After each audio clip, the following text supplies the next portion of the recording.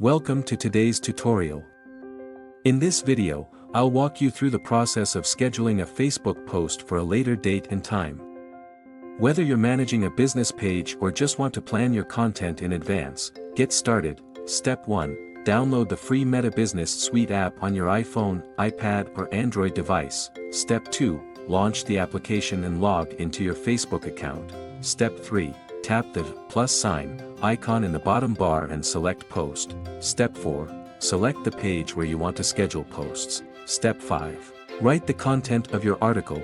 Step 6. Click Next in the upper right corner. Step 7. Select Calendar to view later.